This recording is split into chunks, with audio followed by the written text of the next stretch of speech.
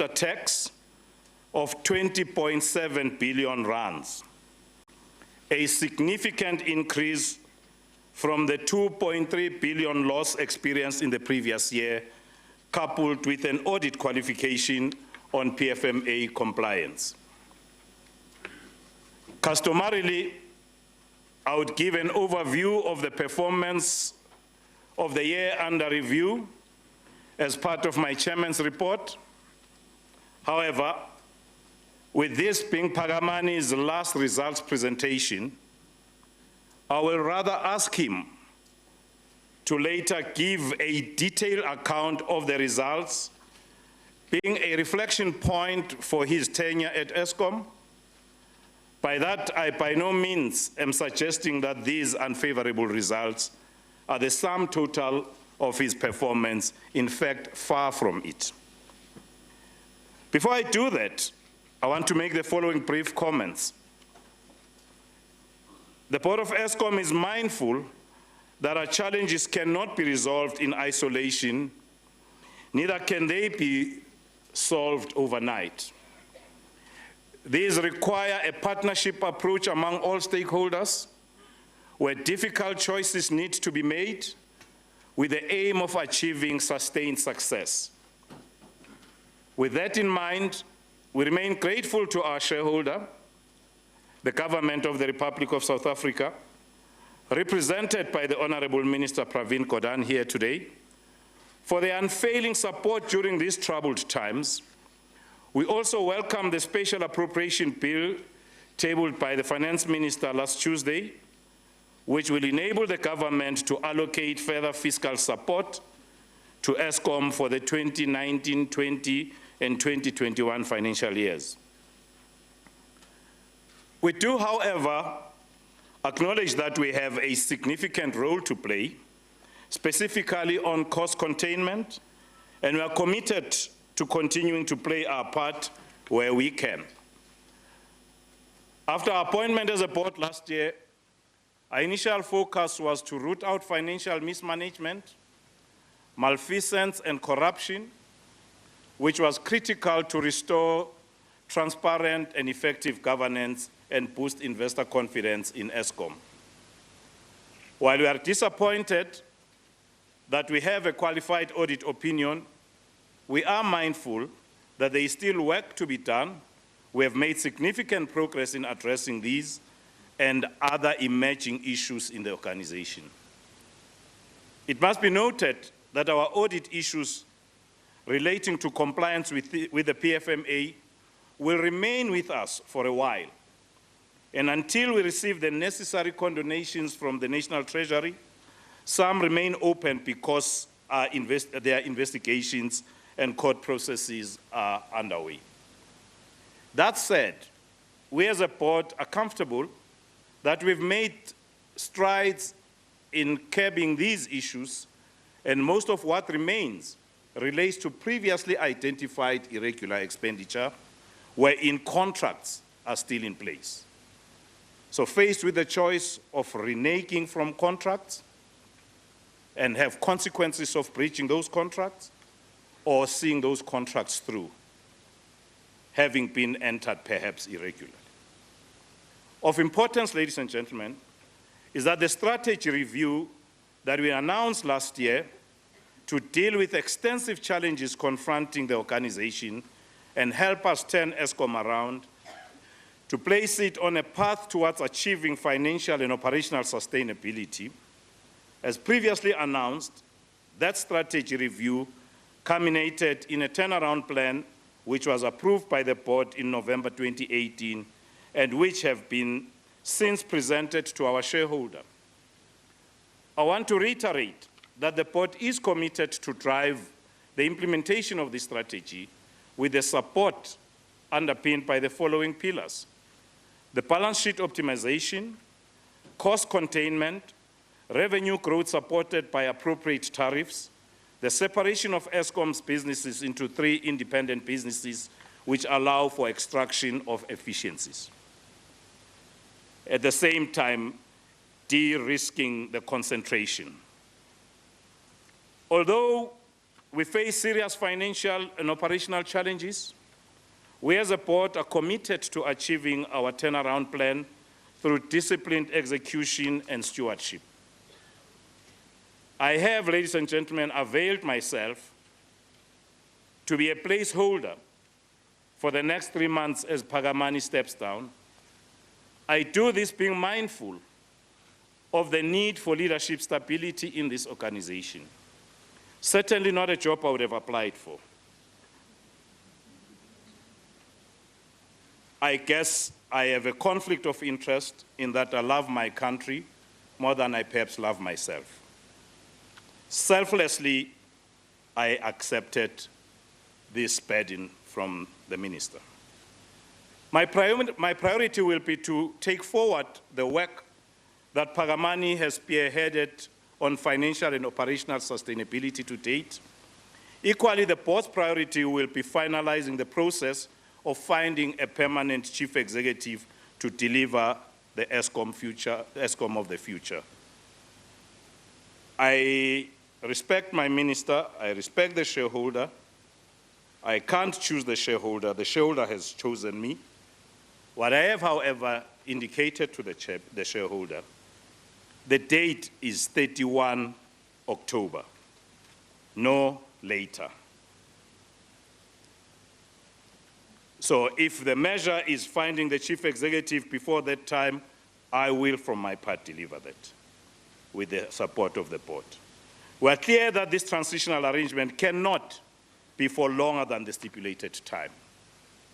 Lastly, I want to assure our stakeholders that Eskom remains motivated to move towards a successful future, to deliver on a commercial and developmental mandate, and to remain South Africa's trusted and credible electricity supplier.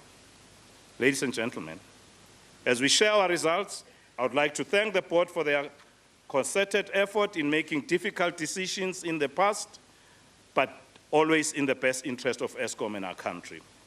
Most importantly, my sincere gratitude goes to all of Eskom guardians who are committed to keeping the lights on to power our great nation.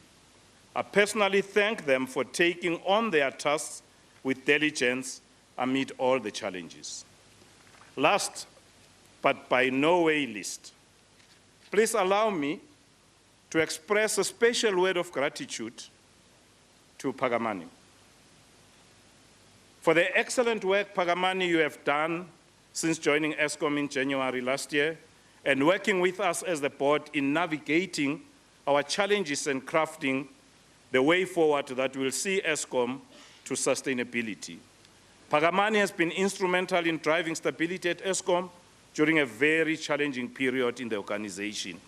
Phakamani, thank you especially for your commitment in the last 2 months, applying the same diligence and care in finalizing the results and running the organization, irrespective of your imminent departure. I speak for the whole board when I say we are truly appreciative of your posture and the way in which you have handled this transition. For that, siyabonga Pungane, Timkhulu, Ndlebezentombi. I will now ask Phakamani to give you an overview of the key issues he would like reflected on as he steps down from tomorrow. Chief.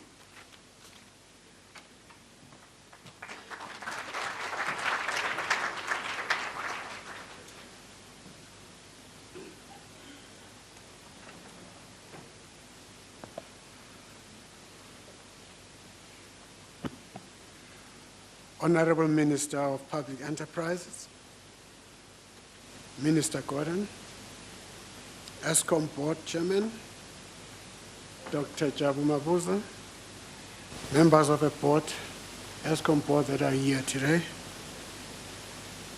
excuse me, executive of Eskom and the guardians that are here, DPE executives that are here today, members of the media, investors, organized labor, customers.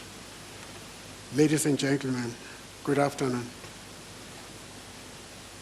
Thank you so much for making time to see us here today as we're presenting the FY 2010-2020 annual results. we would like to acknowledge that you will have other things to do, but you resolved to come here today. I thought it fruitful to give a journey that we have traveled in the past 18 months, and what is it that we think we have achieved and where did we come short. It is important to note that the past 18 months have been a challenging period. But we are now at a stage where we know what is it that we could have done differently, but we also know where we made some progress. Sometimes we tend to forget that when this board was appointed in January 2018, the sentiments around South Africa were that Eskom has a surplus electricity. That is what we knew. And accordingly, the mandate that was given to the board was very simple, and I quote, deal with weak financial position, declining revenue, and governance failures, which are threatening the sustainability of the company. So it was financial oversight, it was revenue issues, and it was governance. We were unfortunately oblivious to the underlying factors. And these were, one, the declining maintenance spend over years that was faced by power stations. Secondly, the plants that had a utilization factor of 87% amidst, and this is important, amidst a 37 years average age. This was supposed to crack. So while we have achieved some progress with regard to the performance on this mandate, again, financial oversight and governance, it is operational performance that has proven to be a challenge. Within 4 months having joined Eskom, the board and management soon learned that the operational issues were not what we thought they were. I will touch on that. Let me provide a high-level view, the overview of how then we did on this weak financial management, how we did on this revenue and on this governance, before I endeavor to look into the operational issues. Weak financial management. The first thing that was of challenge that the board and management had to understand was how an entity that between 2008 and 2018 had had a privilege of receiving 325% tariff increases amidst the average annual inflation of about 6%. Why was it facing these problems or challenges? The second issue was an entity that over and above these tariffs had had an advantage of a recapitalization to the tune of 83 billion, should have been in a different position. We did the analysis, the math with the quants, and we came to a conclusion that during the past 18 years, from 2000, the rate of cost, increase in cost, had always been ahead of revenue. Cost at 14.5, revenue only at 12%, which left a hole. And between the years 2010 to 2018, there have been about 4 instances where Eskom had been able to generate enough income or enough revenue or earnings, EBITDA, to service the debt. However, that happened due to higher tariff increases at 32, 30%, and another 20. And it also happened when the government recapitalized. So the crux of the matter became clear to us that if government were to recapitalize us, and we hold all other things constant, if government were to give us 100 billion, within a period of 4 to 5 years, we will be back to where we would have been before. That was clear. The board then decided that we needed to prioritize the issue of cost containment because this is one tool that we could manage. We're given a target of 10.6 during the year under review, 10.6 billion rands. Of course, we started. OPEX was reduced from a high of 12.5 to 6.5. That is huge if you consider that we are talking about 130 OPEX, 140. CAPEX, again, we reduced it from 55 to 45, but towards the end of the year, we realized that there was a need to increase maintenance. We increased it to 47 billion, which is still less than the 55 that we had incurred a year before. Employee benefit costs were contained, and that is, we had an embargo on staff appointments. And accordingly, the number of headcounts decreased by a number of 1,963 during this year. A 0% salary increase was proposed without a bonus for all members of the staff. Well, we later changed that view to a 3-year deal and a once-off payment with a bargaining unit. We invoked a Section 189 of the Labor Relations Act at the top echelons of Eskom. That is what we call the F-band, which was made out of 21 people. We reduced that to 9 people. These initiatives, amongst others, had an impact on the cost side. We were able to reduce the cost by an amount of 9.9 billion, which is almost just less than a billion, less than the target of 10.6. Unfortunately, this was negated or was eroded by a couple of things that we're facing, the challenges that we're facing. The first one was increasing maintenance spending. The CFO, Caleb, will talk about that. We are also facing significantly high primary energy cost, which increased from 85 billion to 96 billion. We made use of a lot of diesel on the OCGTs to avoid load shedding, an increase of about 3 billion or so. The wage settlement that we had agreed upon had not been budgeted, and a once-off payment, which then increased the cost. But importantly, the revenue side was negatively impacted by municipalities, the increase in number of municipalities and the amount that we are unable to pay. Further, having undertaken intensive investigations on what has happened at Eskom, also working with the SIU, we have come to a conclusion that a lot of big transactions were inflated, which then increased the cost. This, unfortunately, has contributed to escalating costs. I'll come back to that. With declining revenue, theoretically, Eskom should receive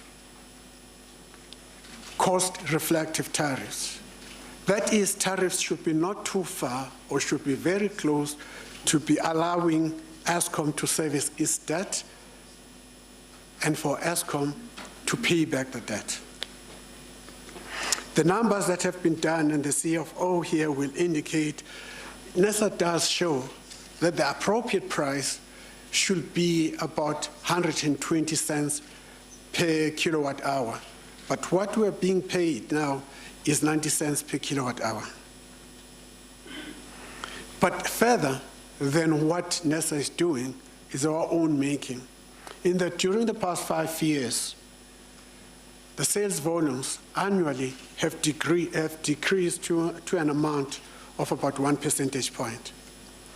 This equates, if I round it off, to about 2 billion cut or reduction in revenue.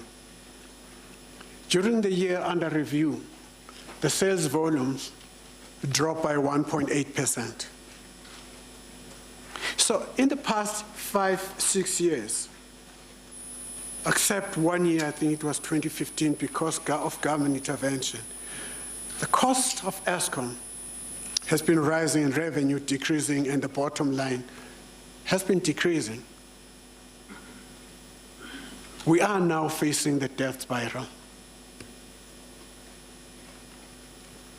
And we are facing this death spiral because of South Africans, or of a number of our clients that are moving off the grid. You can read the magazines, of these beautiful houses. They emphasize that we are off the grid, we have to move in there. But it is not only the affluent that are moving. If you have had a privilege of driving through the RDP houses and in the townships, you'll see too that they have solar systems. Our economy, which is under duress, and it's been like that for some time, has not helped the situation. During the year under review, the demand of electricity from the mining sector decreased by 4.7%. We have to find a way. We need a proper strategy when it comes to revenue. And we had that at the beginning of this period. We decided, that was before the issues of performance were too detailed. We decided to talk to about 12 intensive energy users to sell them about 500 megawatts of electricity. Out of the 12 we spoke to, we got about 9. And out of that 9, we managed, because we got it in the media, but we managed to raise an amount of about 125 billion. What this shows is that if we can deal with the challenges with regard to operational issues, there is a market available for us. But that is not within our control. What is in our control and what we should be prioritizing is the cost side, because when you manage the cost, then we can be able to effect other changes in business. But that does not therefore necessarily mean we are not going to also prioritize the revenue numbers. The increasing number of non-payments by municipalities has been a cause for concern. This has increased from 13.5 billion, and by the end of the year, it was 19 billion. And as I'm talking to you now, that has since increased to 22 billion. The speed with which it's moving is of concern. We are still talking with the ministers in the IMTT, Interministerial Task Team, to find a solution. And unfortunately, in areas where we've decided to cut the electricity, we have been interdicted because some of the people have paid, and the court has said that issue should be solved by Eskom and government. Soweto also is creating some problems.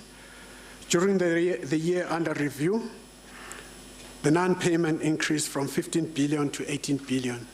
That's an 8 billion increase. If you combine these two, we are talking about almost 40 billion that's not been paid. This is the story of the declining revenue. If I may touch then on the governance failure. When Eskom was kicked out of the financial market, it was precisely because the governance framework had broken down and no investor wanted to sell or to buy Eskom bond. It became the biggest priority of of the board. And we did achieve quite a lot of things. Within a space of 6 months or so, we had about 14 executives that had to depart or exit. We were working with the SIU. That showed the employees of Eskom that we were committed in rooting out corruption, in tightening the controls on corporate governance. And they started making use of the whistleblowing. So during the year under review, whistleblowing cases reported is 783, and out of that 783, 257 were investigated. We had more than 1,000 open disciplinary cases with regard to procurement breaches during the year under review, and 95 of them were completed. Out of this above 1,000 numbers, 20% of these cases resulted in employee exits. We undertook the mandatory lifestyle audit. Last time we spoke about it, it's coming to an end now. It was for the executives and 2 levels below the CEO. That is about to be completed. It's not just the employees of Eskom, it's also their partners. We have since identified high-risk cases, and those high-risk cases have been forwarded to the SIU to undertake additional investigations. Yes, we recovered 1 billion from McKinsey, and we're happy. And Trillion Management Consultancy has been ordered to pay us 600 million, and they are opposing this, but we've brought an application compelling them to pay pending the appeal. We've done our own internal investigations, and we've been working with SIU, and we have identified about 10 companies who we think have to pay us back. A total amount spent with those companies is about 72 billion. Let me be clear, it is not all 72 billion that is dubious, but that's the amount that has been paid. We have spoken with some of them. One of the clients or one of these customers or one of these companies is willing. Now, we are agreeing on what should be done. But the other 2 are playing hide and seek. But for us, it's important to tell all those companies that in one way or the other enter transactions of dubious in nature, that it would be much easier for them to come and talk to us, because we are going to arrive at that. That's our intention. So while good progress was done on audit qualification, unfortunately, because of the intensity, the degree of where we are coming from, we couldn't ensure an unmodified audit opinion, as the chairman has already indicated. Now, what has been the results of this? The results of an enhanced financial oversight and governance is that we once again readmitted in the financial markets. And during the year under review, the borrowing requirement was 72 billion, and we managed to raise an amount of 63 billion. We had a challenge in the last quarter of the year, wherein one of our investors had some logistical problems and we couldn't get the money. We then had to go and speak to another investor who was willing to give us a bridging finance, which we paid through the government intervention, government recapitalization. But I'm happy to report that the client who was supposed to have provided us money at the last quarter of the financial year has since done so, the full amount. Now, it's important that we note that the improved financial oversight above, while essential, and it is essential, is not adequate in ensuring that Eskom is sustainable. The debt position of Eskom is such that there is a need to optimize the whole balance sheet to deal with the debt issues. If you are looking at the numbers the CFO will present, you will note that our earnings, or EBITDA, are sitting at 32 billion. And debt servicing costs and debt payback amounts to 70 billion. So the amount we are generating is not sufficient to even pay the interest. So we are like an individual who borrows money to pay interest on the credit card. That has to change. That's a balance sheet issue that we have to deal with. The chairman has already spoken about the turnaround strategy. It was due to the above that we endorse a strategy, a turnaround strategy that has 4 pillars, because it is intended to deal with all the challenges we saw. The first one, of course, was cost containment, because Eskom has to make commitment to this. The second one was tariff increases. Then the third one is debt relief. Then the fourth one is business separation. If I may start with the cost containment. Eskom has committed itself to cut the cost by 33 billion in 2023-24. In this year, 2019-2020, we have set aside 6 billion rands. In the first quarter of this financial year, we have saved 3.4 billion, which makes us comfortable that we can save even more if we continue with the resilience that we have already shown. I've spoken about tariff increases. We have a different view from NESA. We feel that the court will be the best arbiter, and we have taken the case to the court. With the debt relief, we've been working with the government, and the government initially, on the first appropriation bill, gave us 23 billion over 10 years. But government has taken even a second step up through the special appropriation that will provide Eskom this year 26 billion and another 33 billion. But there are still other discussions that are ongoing.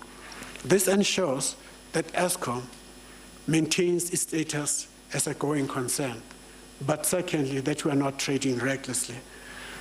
Mr. Minister, we'd like to thank you. We know that it's been in and out all the meetings and the officials from the department, but we are starting to pay. What this shows, in a nutshell, and I've heard the newspaper say there's no strategy, there's nothing. We are beginning to see the seeds of the strategy that was discussed in November. The full announcement, of course, will be laid with the minister when the right time comes. When it comes to the business separation, the intention, and again, the emphasis is on business separation. Business separation on itself will not bring about the necessary change. But if we do the other 3 things, what the separation of business will do is to ensure that we run the business in terms of agility, and that we increase accountability and transparency. Out of the 15 biggest utilities in the world, there are only 3 that are centrally run, centrally managed, that include Eskom. The time was right to move in 1998, 1999. We didn't do so, and we are paying the price. A good example is what is happening on the savings of 9.9 billion. Because this is a huge, gigantic entity, that 9.9 billion just disappeared. You know? And there are certain initiatives that we have done that I won't touch on. This strategy is also assisted by a 9-point plan, the recovery plan that we introduced last time. That has helped us a great deal during the winter month, but we are the first one to agree that we can still enhance its effectiveness. We have also incorporated in our thinking the recommendations that were made by Presidential Sustainable Committee and the Ministerial Task Team to ensure that we hear the views from different aspects.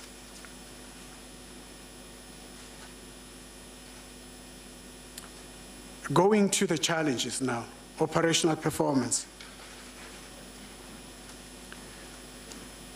This has been the biggest risk we're facing, the biggest challenge, and is one area that has kept us awake at night for quite some time, which unfortunately, as I've already indicated, came very late. You know?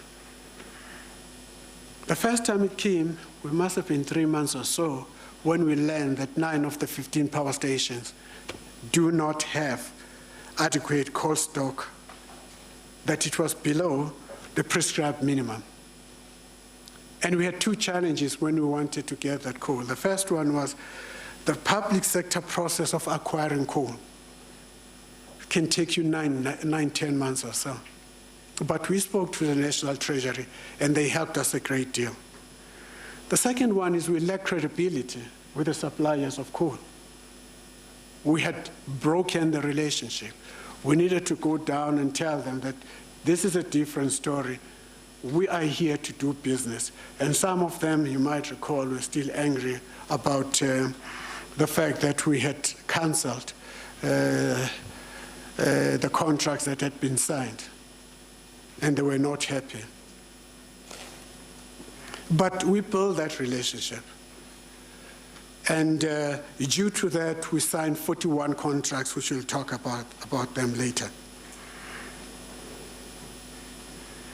Immediately thereafter, as we were still solving the issues of coal, then there was industrial action. And it took longer. And in some areas, we have not fully recovered. After the industrial action, we had old power stations that started having these trips that were increasing. Then there was load shedding. Amidst that, new power stations were not complementing the old power stations. So we were in a crisis. And the 30 days load shedding that South Africans experienced is a sad experience. We have to apologize for that to all the South Africans for the pain they had to endure and all forms of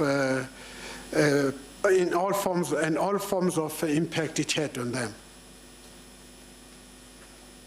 While these have been trying times and they've been challenging, I must highlight that Eskom employees have helped the entity to navigate through all these challenges. They step up to the challenges. They were doing more than what was required. They were working on weekends. They put South Africa first, and that is important.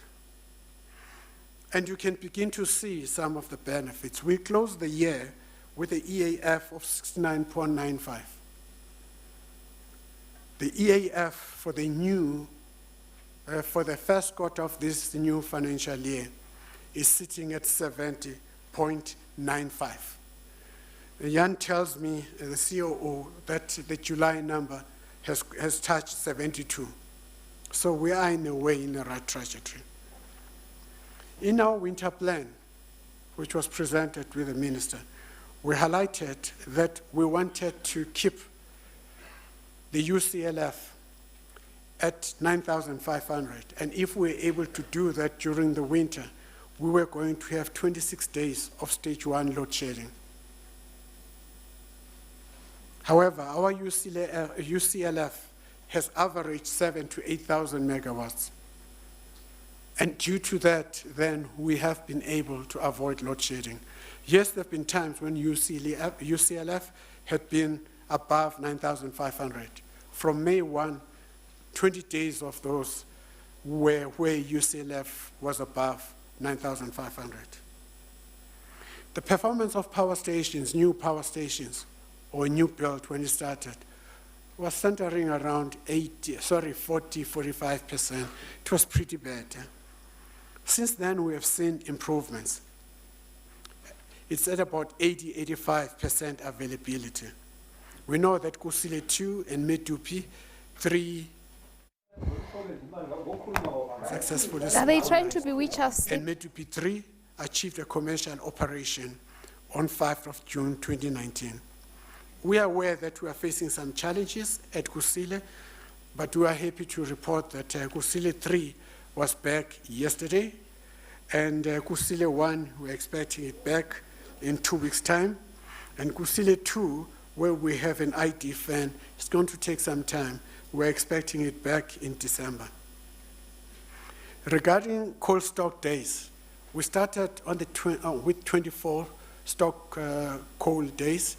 That has since increased to 44.8 days due to that 41, the contract with 41 suppliers.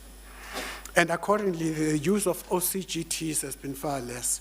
In fact, the target is 5%. We've been 4.5 up until now. Our transmission, distribution, and Koeberg Power Station continue to operate efficiently, although we still have to look at Quebec with the downgrading that they had, but also transmission and distribution. We think that we're using very old equipment and we need to increase our maintenance. And accordingly, we have set aside an amount of 49 billion over and above the budget that we have over the next 10 years to spend more on maintenance on GX, TX, and DX. The question that you should be asking is, does this mean that operational performance have been solved? Unfortunately, the answer is no. We're on the right track. We anticipate that it will take us another 2 years or so to deal with this whole challenge. We are still worried about the number of trips and the outage durations that we're having. They need to be reduced. We have then put a plan that seeks to enhance the 9-point plan. But over and above that, we have appointed, or we are appointing, 205 plant operators, because that's a skill that will help us move forward on this. Mr. Bigin Umalo is our new group executive. He's been appointed, he's been there, and he hit the ground running. We have appointed all the power station managers except in areas where there's still disciplinary processes. We are in the right trajectory, but we'll be the first one to say that yes, there are still challenges.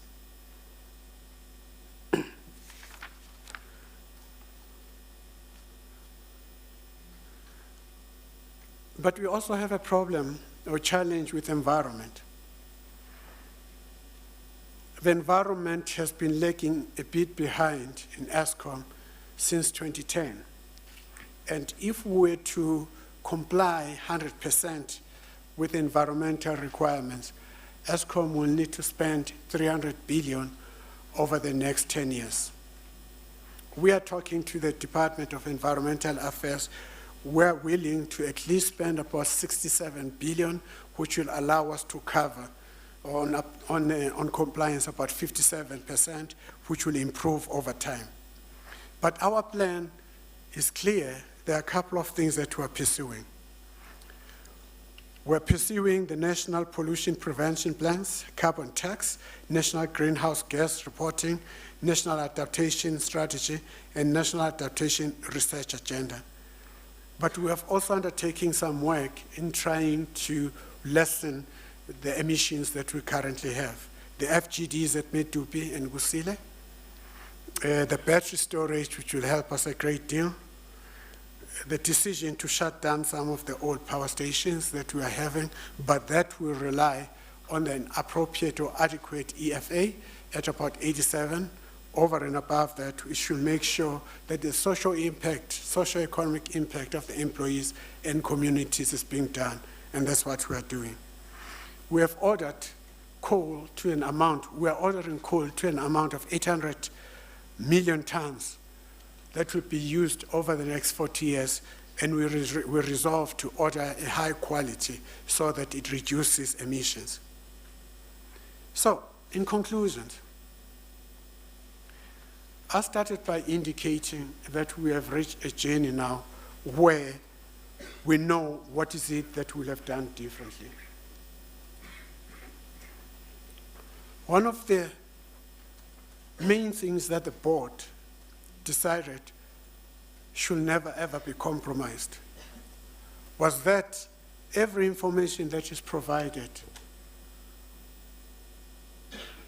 should be a trusted kind of information. We should be open.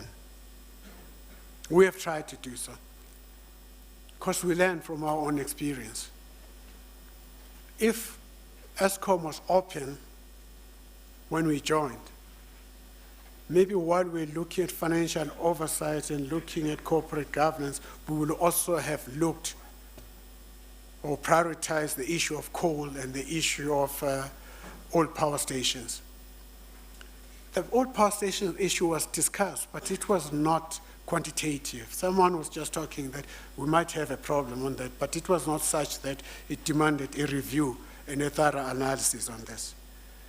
The second thing is our communication. needs to be reviewed. And Minister has highlighted this a number of times. We have not been consistent, and sometimes we tend to be reactive rather than proactive.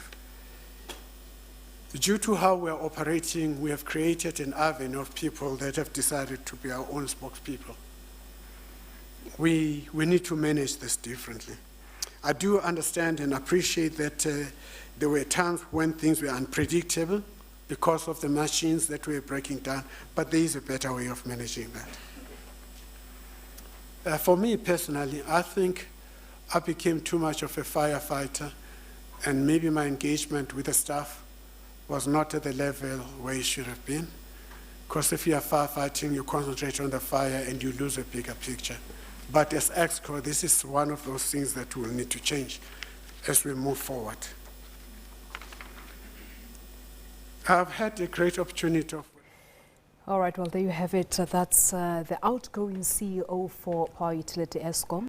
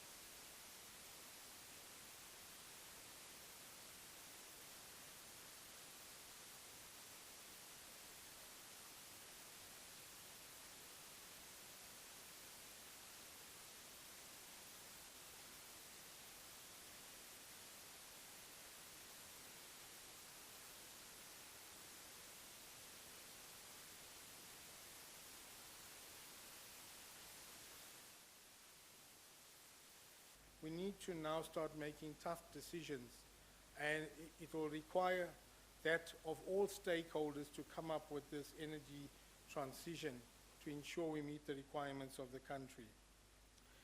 So if we go on in terms of some of the key other issues, I touched on the open cycle gas turbines, and we spent 6.5 billion on it.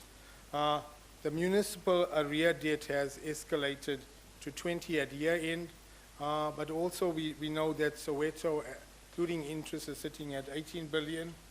And in terms of leadership, over this last financial year, myself and Jan were appointed to the executive team. It has been challenging. However, every day we come here and we keep at it. It's not easy, but in the interest, as the chairman says, we are here not only to serve Eskom and the board, but more importantly, to do our best for the country. And that's what keeps me coming to work every morning. So, operational performance, without repeating what Phakamani has said, I think the coal performance, and you know, the minister through his technical task team has looked into this. At the end of the day, you can see from 2017, your coal EAF has decreased from 75% to 67% in 2019, with the utilization factor then increasing from around 81% last year to the 90%. So we're running these older stations much more harder, which then does impact on availability, especially when our UCLF then increases going forward. On the network side, the performance is much more comforting from a point that we've seen stability in terms of SIDI and SIFI relating to the distribution networks, and from a transmission perspective, there are early signals that